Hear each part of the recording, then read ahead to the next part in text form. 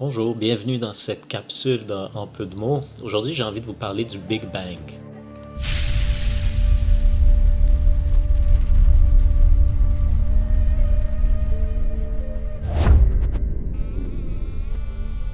Donc le Big Bang, c'est cette soi-disant théorie scientifique qui dit qu'au commencement, il y a eu une grosse explosion qui a créé l'univers et dont tout a été formé. Et qu'il y a une grosse explosion qui a apparu à partir de rien. Et ça a créé l'univers. Et lorsqu'on parle de l'univers, on parle de l'espace, du temps et de la matière. Et il y a une autre version de cette soi-disant théorie scientifique qui dit que au commencement, tout était concentré en un seul point, ou qu'on a appelé la singularité, puis que ce petit point-là a eu une expansion soudaine, pour ne pas dire une explosion. Donc ça, c'est en gros les grandes lignes du Big Bang. De cette théorie du Big Bang que les hommes appellent une théorie. Donc on va examiner aujourd'hui cette théorie avec les filtres de la science elle-même. Donc si c'est une théorie scientifique, ça doit respecter certaines lois scientifiques et ça doit respecter aussi les principes fondamentaux qui déterminent si une hypothèse scientifique peut être appelée une théorie scientifique. Donc si on regarde la première loi de la thermodynamique qui parle de la conservation de l'énergie, ça dit que rien ne se perd, rien ne se crée, mais tout se transforme.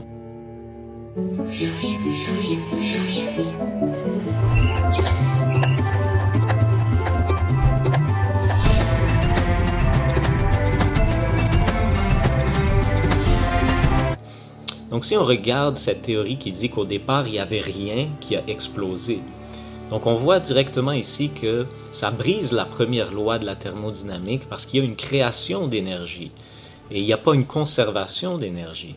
Donc pour pallier à cette faille, les hommes ont dit non, peut-être qu'il n'y avait pas rien au départ qui a explosé, il fallait que tout l'univers, l'espace, le temps et la matière soient concentrés en un seul point qu'ils ont appelé la singularité et qui a eu une expansion soudaine, pour pas dire une explosion.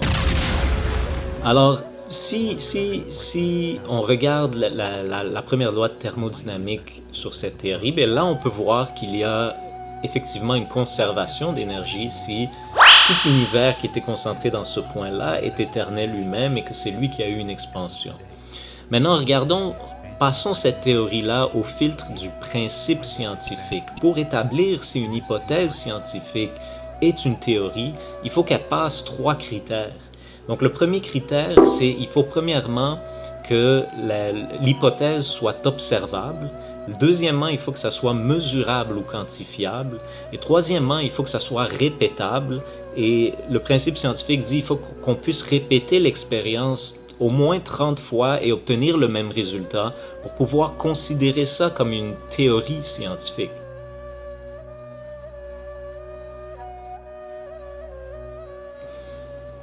Donc, passons au filtre de ces principes-là, la théorie du Big Bang. Donc, est-ce que c'est observable? Il y en a qui pensent que non, mais il y en a qui disent non. Avec le télescope Hubble, par exemple, on a pu voir l'explosion au départ. Donc, ok, peut-être c'est observable. Voyons le deuxième critère qui dit que ça doit être mesurable ou quantifiable. Donc, on sait aujourd'hui qu'il n'y a aucun scientifique qui est capable de mesurer la quantité d'énergie qu'il y a dans l'univers et l'énergie que ça prenait au départ pour créer cette explosion ou cette expansion. Personne n'est capable de mesurer ou quantifier ça. Donc, ça ne passe pas le deuxième critère du principe scientifique. Et le troisième critère, il faut que ça soit répétable au moins 30 fois puis obtenir le même résultat. Donc, clairement, ça n'a jamais été répété, même pas une seule fois. Sinon, il y aurait 30 univers créés par l'être humain parallèles au nôtre. Donc, on voit clairement que 2 sur 3 pour sûr, cette théorie-là, cette hypothèse scientifique, il faudrait dire, ne passe pas le principe scientifique. Donc, ça ne peut même pas être considéré comme une théorie scientifique. Donc, si le Big Bang n'est pas une théorie scientifique, mais on tombe dans le domaine de la croyance.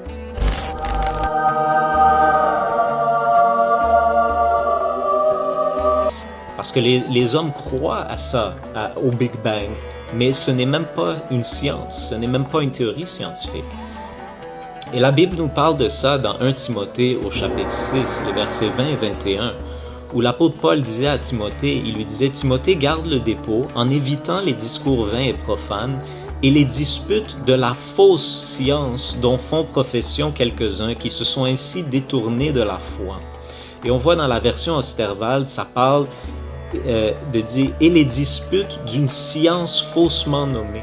Donc on voit ici que le Big Bang n'est pas une théorie scientifique, c'est faussement nommé de la science, mais c'est du domaine de la croyance.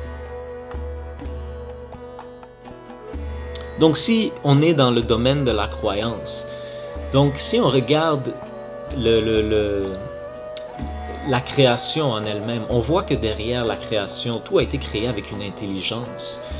Donc si on regarde la création et l'intelligence qu'il y a dans la création, n'est-ce pas plus raisonnable de croire qu'au départ, toute la création a dû être créée par une source d'énergie intelligible qui devait être à l'extérieur du système de l'univers, donc à l'extérieur de l'espace-temps et la matière. Et puisque cette source intelligible d'énergie devait être à l'extérieur du système de l'espace-temps et de la matière, donc il faut nécessairement que cette source d'énergie intelligible soit incréée pour qu'elle puisse être la source première de l'univers. Parce que si elle est créée, il lui faut un créateur à elle, et un créateur à l'autre, et à l'autre, puis là on peut reculer à l'infini. Donc il faut nécessairement que la première source soit incréée et éternelle, qui existe depuis l'éternité passée, pour être à l'extérieur du temps. Il faut deuxièmement que cette source d'énergie intelligible soit immatérielle, ou bien spirituelle, on pourrait dire. Immatérielle pour qu'elle soit à l'extérieur du système de la matière. Et il faut troisièmement qu'elle soit infinie, ou bien toute puissante, pour pouvoir soutenir tout l'univers et l'énergie qu'il y a dans l'univers.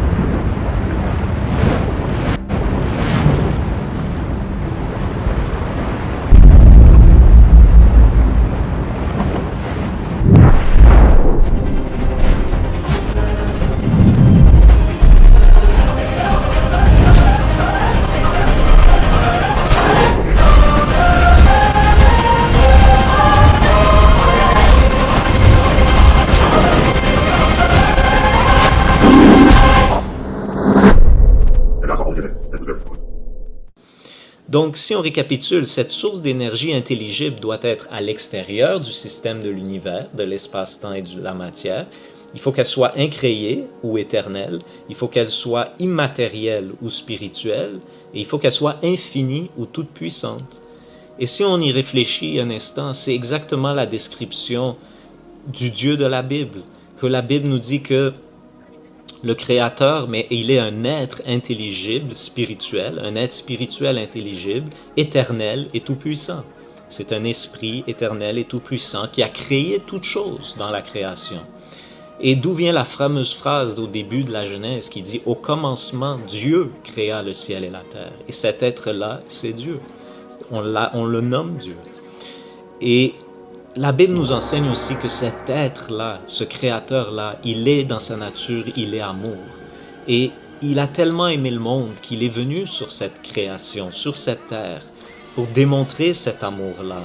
Et il a marché, il a fait des miracles, il a guéri les malades, il a ressuscité les morts, il a fait toutes sortes de merveilles. Et il a accepté d'être crucifié, de donner sa vie en sacrifice expiatoire pour laver le péché de l'humanité. Et il est ressuscité ensuite de ça.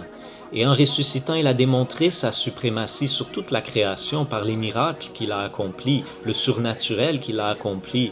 Et la seule force que toute la création ne peut pas dompter, qui est la mort, il l'a surmontée en démontrant sa suprématie sur toute chose. Et donc ce Dieu-là est venu pour nous montrer son amour et nous aimer et nous sauver de nos péchés et de nous-mêmes, pour nous donner aussi la vie éternelle. Donc si tu n'as jamais rencontré ce Dieu-là, aujourd'hui je te dis que ce Dieu-là est vivant, il existe et il veut rentrer dans une relation personnelle avec toi. Donc si tu crois dans ton cœur que Dieu l'a ressuscité des morts et que tu confesses de ta bouche que Jésus-Christ est le Seigneur, mais tu seras sauvé, tu peux rentrer dans cette relation personnelle avec ton Créateur.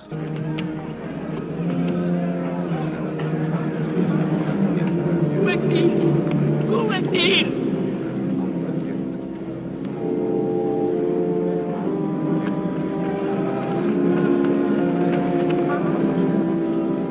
Il a guéri un aveugle. Un aveugle, je veux le voir.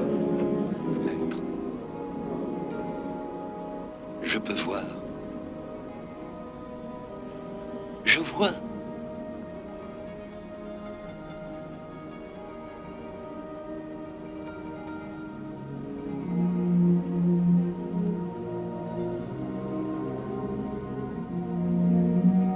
Est-ce que tu crois en le Fils de l'homme maintenant? Où est-il, maître? Que je puisse croire en lui, dis-le-moi. Tu le vois, ne le cherche pas. Car c'est lui qui te parle en cet instant.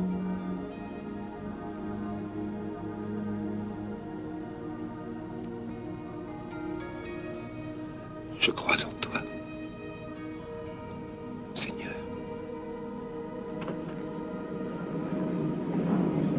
Et c'est ça tout le propos de la vie. La vie prend tout son propos dans cette relation à chercher notre Créateur et à rentrer en relation avec notre Créateur. Donc si tu n'as jamais fait ça, je t'invite aujourd'hui à parler à ton Créateur, à l'inviter dans ta vie pour commencer cette relation avec lui. Et si tu l'as déjà fait dans ta vie, mais je t'encourage juste à persévérer, à continuer cette relation qui va continuer jusque dans l'éternité. Alors j'espère que ça vous a béni et je prie que Dieu vous bénisse. Le Fils de l'homme souffrira, et le troisième jour, il ressuscitera des morts pour entrer dans sa gloire. Vous en êtes mes témoins.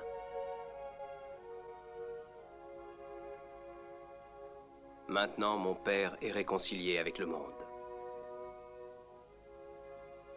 Comme le Père m'a envoyé, moi aussi, je vous envoie.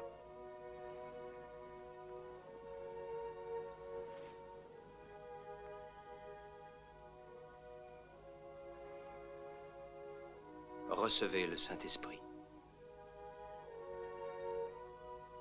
Allez comme des agneaux parmi les loups.